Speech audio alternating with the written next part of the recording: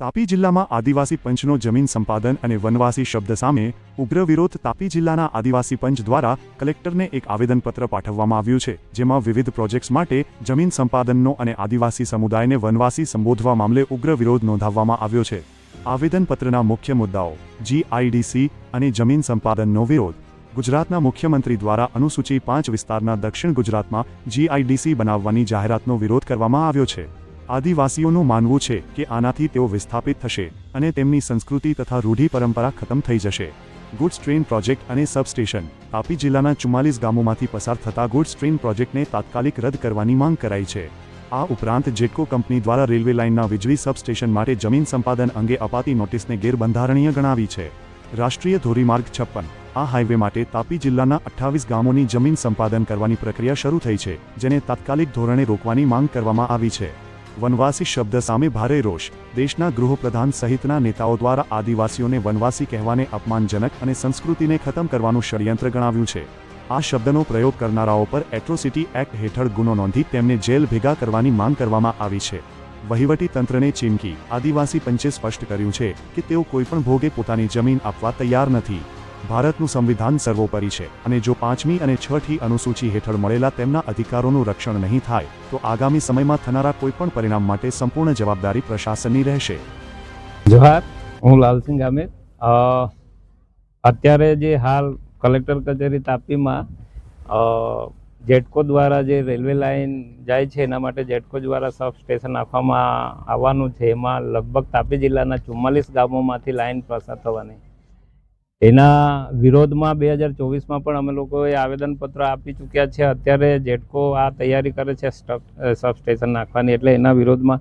અને બીજું કે અમિત શાહ જાહેર મંચ પરથી દેશના ગૃહપ્રધાન એવું કહેતા હોય કે વનવાસી એવો શબ્દ વાપરતા હોય તો અમે આદિવાસી છે કે વનવાસી છે એ કલેક્ટર શ્રીને પૂછવા માટે આવેલા. અને દર વખતે અમને આદિવાસીઓને એવું કહેવામાં આવે છે કે આ મોજમાં રહી છે, સાંજે મોજમાં રહેતા હોય છે. તો ગુજરાતમાં મોજમાં રહેતા હોય એનો મતલબ મને નથી ખબર પડતી, એટલે મારે આ પોલીસવાળાને પૂછવું પડશે કે મોજમાં રહેવું સાંજે એટલે શું છે એમ, તે પણ ગુજરાતમાં. અને બીજું મારે કહેવું છે આ લોકોને કે વનવાસી કહેવાવાળાઓને એવું કહેવું છે કે તમે વાંદરાને તમારા પોતાના વંશજ કહી શકો, તો આદિવાસીને તમને બાપ કહેતા શરમ આવે છે કે વાંદરો અમારો વંશજ છે એવું કહે, પણ આદિવાસી અમારો છે બાપ છે એવું કહેતા તમને શરમ આવે છે? અમે અહીંના મૂળ વાસીઓ છે, તો વાંદરાને તમે બાપ કહી શકો પણ આદિવાસીને તમે વનવાસી કહો છો. એટલે આ શરમજનક બાબત છે. એના માટે અમે લોકો કલેક્ટરશ્રીને કીધું છે અને અમારા એક આગેવાને એવું કીધું છે કે FIR થવી જોઈએ એટ્રોસિટીની, અને એમના નામથી થશે એ એટ્રોસિટી, એટલે એ અમે આગળની કાર્યવાહી કરીશું. અમે લોકો આદિવાસી અને વનવાસી શબ્દ વચ્ચેનો ફરક શું છે? આદિવાસી તકલીફ એ છે લોકોને કે વનવાસી કહેશું તો આ લોકો વનમાં રખડતા રહેવાવાળા છે, આ લોકોને કંઈ આપવાનું નહીં. અને આદિવાસી જો કહેવા જાય તો અહીંના મૂળ વતની છે એવું સાબિત થાય તો બધું જ અમારું પોતાનું છે, આ મિલકત અમારી છે, દેશ અમારો છે એવું સાબિત થાય છે. એટલા માટે તો આ લોકોને આ તકલીફ છે કે વનવાસી અને આદિવાસીનું ભેદ.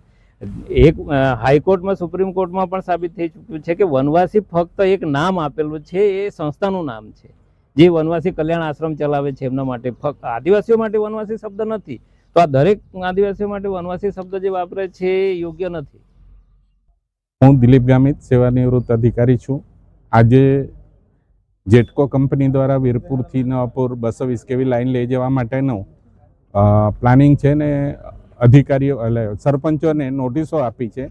તે પહેલાં ગુડ્સ ટ્રેન આ લાઇન ગયા પછી ગુડ્સ ટ્રેનનો પ્રોજેક્ટ છે, અન્ય રોડ રસ્તાના પ્રોજેક્ટો છે, ઇન્ડસ્ટ્રીયલ પ્રોજેક્ટ છે. સરકારે તો વેદાંતા કંપનીને જે જમીન આપેલી એનો વિવાદ પૂરો નથી થયો ને તે પહેલાં જીબીને આપી દીધું, એ રીતનું જાહેરાત કરી દીધી, લોકોને ખુશ કરી દીધા ને વોટ લઈ લીધા. હવે બધા ચૂંટાયેલા કોઈ દેખાય નહીં ને પબ્લિક એવા જ લોકોને વોટ આપે છે કે જે છેતરે એમ.